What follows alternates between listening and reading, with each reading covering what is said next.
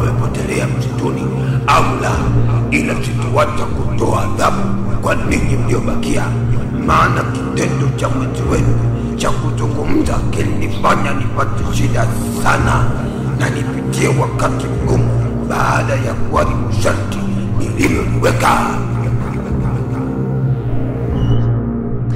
Samahani mzimu, naomba utusamehe. Sawa, nitawasamehe isipokuwa kwa sharti moja tu, na sharti lenyewe inabidi mtoe kafara ya damu, tena iwe ya mtu. Hapana mzee Mwaruke, tutapataje damu ya mtu na wakati miili yetu bado ni dhaifu, na isitoshe hatuwezi kufanya chochote kile kwa sasa. Hilo ndio sharti langu la mwisho, hivyo sitoweza kubadilisha, na mkishindwa basi nitatoa adhabu kali sana, tena zaidi ya sana.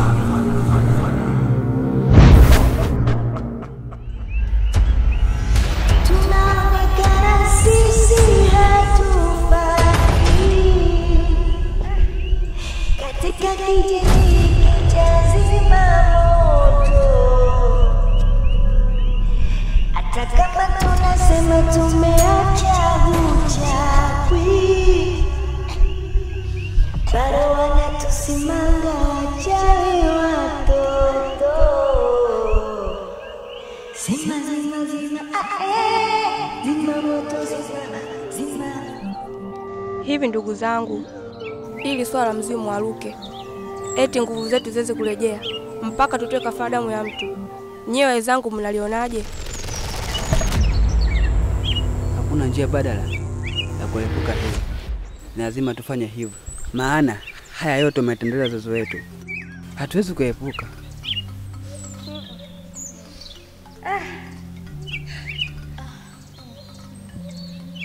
Mimi ninachokiona ni bora tuachane na haya mambo, maana tunaishi kwa amani na furaha kijijini kwetu. Mimi namuunga mkono mno Jamadi. Bora tuachane na uchawi, maana hapa kijijini kwetu tunaishi kwa furaha, kwa amani na bila wasiwasi wa aina yoyote. Hapana!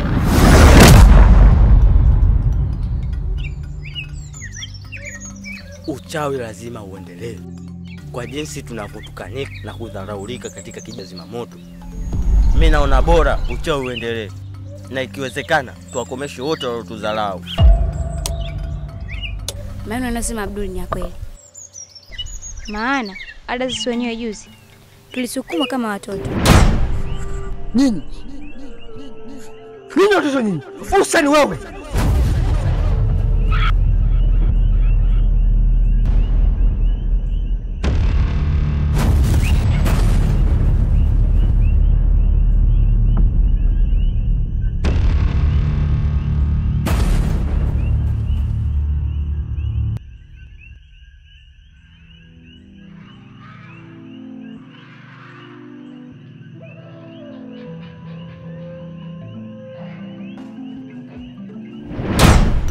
Bado kwa mzimu tukalie, na ikiwezekana atupunguzie adhabu, maana kwa adhabu yoyotupa hatuiwezi, na ikitokea tukafumwa na watu via maji tukayafanya, tutatinda na kijiji kama kuku, na hii yote kutokana na hatuna nguvu katika miili yetu.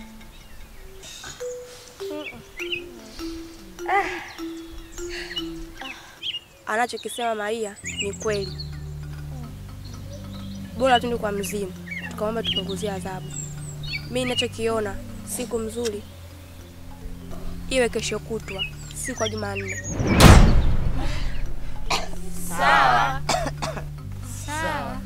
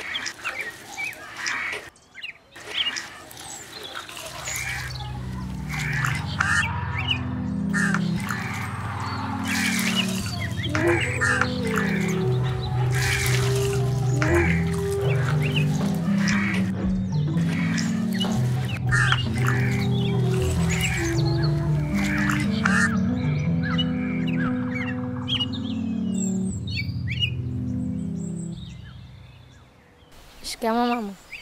Marahaba mwanangu, ujambo? Sijambo.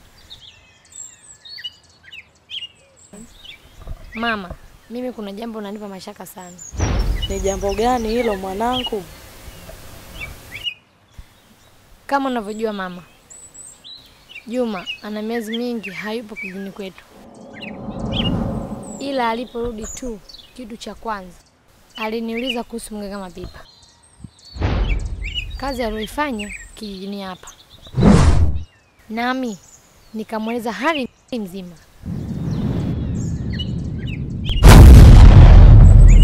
Na hata swala la mimi kung'oa katika mti. Na alichonichangaza zaidi, pale ambapo aliponiambia mganga Mapipa alifanya kazi mzuri, ila alisahau kumfunga mzimu Mwaruki. Swali ninalojiuliza,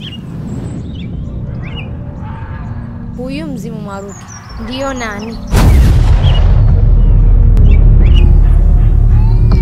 Aha, hilo jina la mzimu Mwaruki sio geni masikioni mwangu. Kwani nakumbuka kati sisi tuko wadogo, wazazi wetu walikuwa na matatizo ya njaa. Mfano kama chakula na hata mvua kutonyesha katika kijiji chetu. Basi walikuwa wanakwenda na sisi katika mti mkubwa na kuanza kutambika kwa mzimu na kuomba mvua zinyeshe kwa wingi ili mazao yetu yapate kustawi. Kwa hiyo tulikuwa tunamuomba mzimu Mwaruki, tusaidie hiki, tusaidie kile, lakini zaidi ya hapo sifahamu chochote kile kuhusiana na mzimu huo. Du, ina maana huu mzimu upo hapa kijijini kwetu? Ndio, na ndio maana wazee wetu walikuwa wanaenda katika mti mkubwa kuomba. Na ishara huu mzimu hapa hapa kijijini kwetu. Aha, kwa hadi hii bado sijalizika. Kuna haja ya kukutana na Juma ili anitosheleze zaidi juu ya mzimu Mwaruki.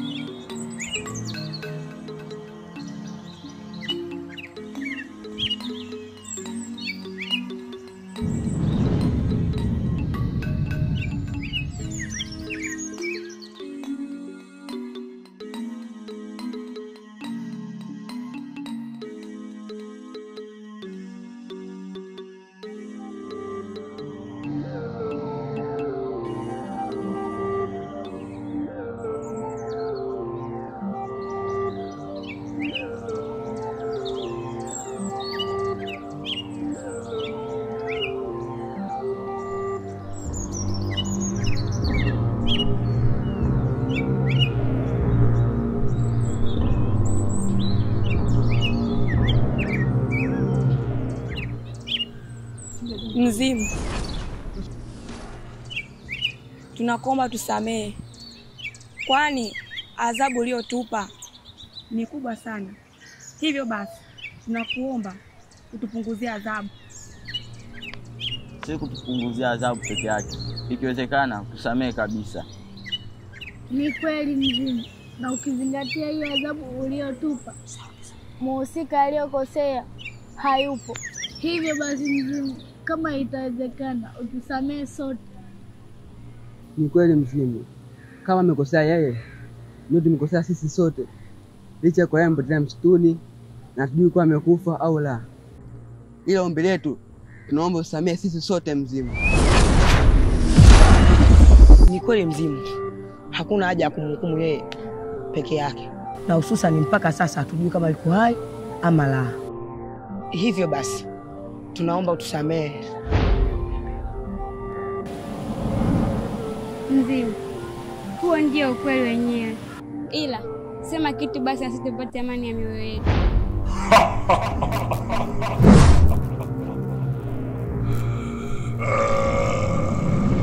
Safi sana vijana, nimependa vya kushirikiana na kumoleana. Licha kuwa mwenzenu sana hayupo. Hivyo basi nitapunguza adhabu na kuwapa sharti nyingine tena kwa mara nyingine. Kesho usiku nendeni makaburi ya nzoni zote, na mtakapofika kwenye makaburi, kaburi moja litatoa mwanga mkali sana utakao kumzeni mbili yenu. Hapo itabidi mvumilie na katu msije mkaogopa na kurudi nyuma. Na baada ya hapo kitatokea chungu chenye maji ndani yake. Chukueni hiko na mwanze kunawa usoni, na baada ya tukio hilo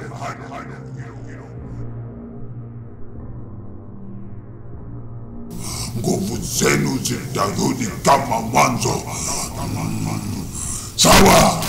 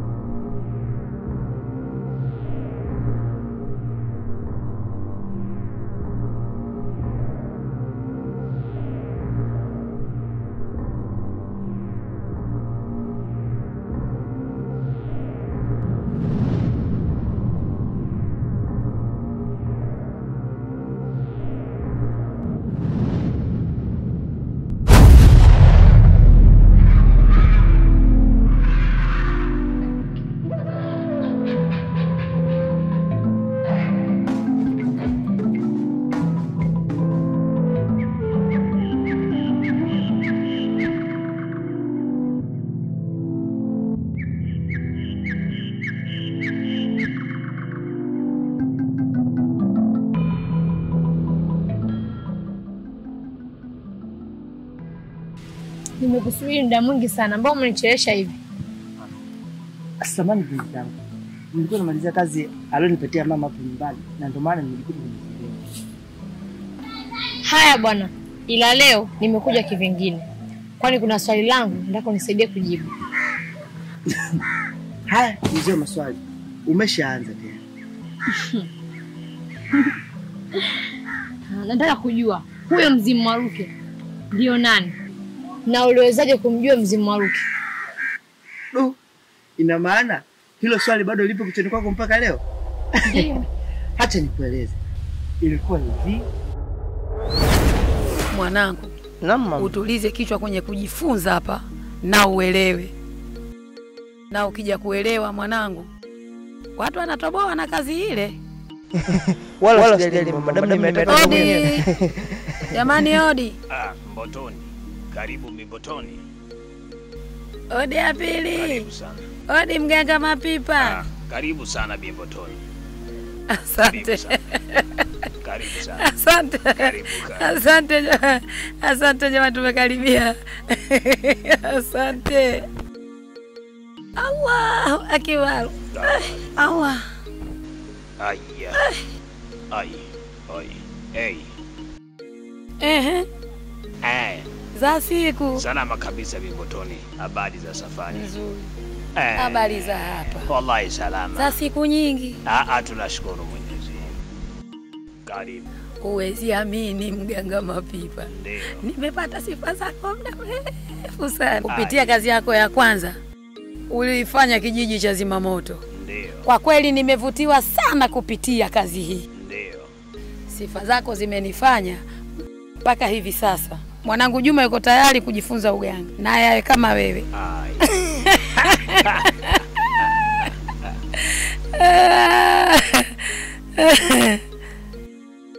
Nimefurahi kusikia hivyo juu ya mtoto wako. Je, wewe kama mzazi uko tayari mtoto wako huyu ajifunze uganga? Mimi kwa upande wangu sina shaka kupitia hilo. Kijana, je, na wewe umekubali kidhati kujifunza uganga kama alivyosema mama yako? Mimi kwa upande wangu mganga Mapipa sina matatizo yoyote, bila kushauriwa na mtu yoyote nipo tayari kujifunza.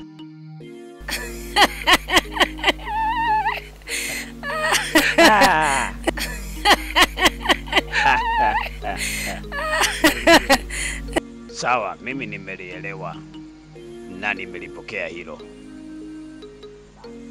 Ila kubwa ni uvumilivu sana, maana kazi zetu zina shida kubwa tena sana. Si rahisi kama wengine wanavyofikiria. Sawa mganga, mimi kwa upande wangu naomba uwe na amani. Kama ni maji, basi nimeshayavulia nguo, nipo tayari kuyaoga. Mganga Mapipa. Mimi sikuja kukaa, ila nimekuja kwenye kijiji hiki cha Mpolepole kuja kukukabidhi kijana wangu. Na sasa nageuza, narudi kwenye kijiji cha Zimamoto. Naomba dua zenu. Mizimu inipeleke. Sawa, ila utaniachia kijana wako hapa takriban miezi 7. Hapo sasa ndiyo nitamruhusu aje kukutembelea kijijini kwenu. Sawa, wala haina shida mganga Mapipa. Ila yote kwa yote, nina ugeni na kinapita. Wametoka mjini na wao wanataka kuja kijijini kwenu. Ila wana kazi yao, wanataka niende nikawafanyie. Hivyo basi, siku sio nyingi nitakuja kijiji cha Zimamoto kuja kumalizia kazi yao. Nitafurahi sana mganga Mapipa, maana tunapata tabu sana na uchawi uliokuwepo katika kijiji cha Zimamoto. Maana tangu ulipokuja kipindi kile tulitulia, amani tulipata kidogo.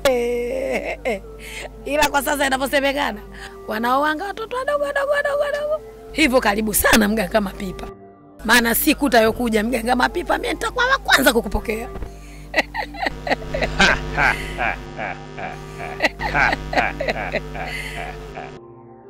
Wala usijali, yatakwisha hayo. Hai mama wewe, mama yeye. Ai mama wewe, mama yeye. Ai mama oh, mama yeye. Hai mama yeye, mama oh. Ai, aratata.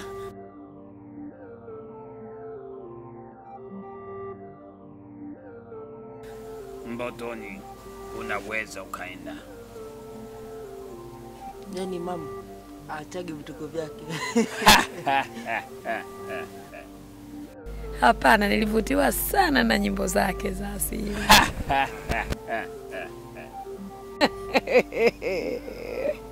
Mganga Mapipa, mimi naondoka. Sawa, wewe nenda. Nimekuletea kijana wako Juma. Upo na mganga Mapipa. Kama mamangu, mimi nirudi baada miezi mganga alisema kama ikiisha nitarudi kijijini. Sawa. Ila usisahau kumsalimia mchumba wangu Anita.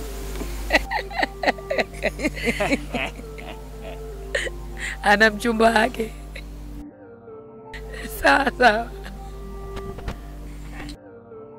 Ai mama yeye, mama yoyo. Mama yoyo. Ai mama yeye, mama yoyo. Unaweza ukaenda Mbotoni. Kila laheri.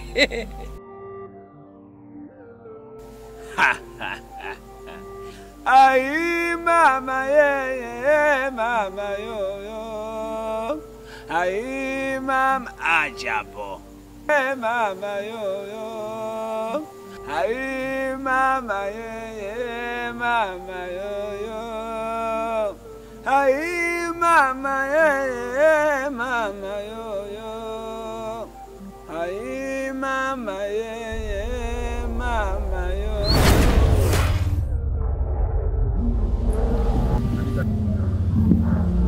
Ina maana kipindi chote hicho ulikuwa kwa mganga Mapipa na mama yako alikupeka kujifunza uganga? Ndio. na hata safari yake ya kuja huku mimi nilibaki nyumbani kwake kulinda nyumba yake, na aliporudi niligundua kitu baada ya kumwona akiwa amejinamia.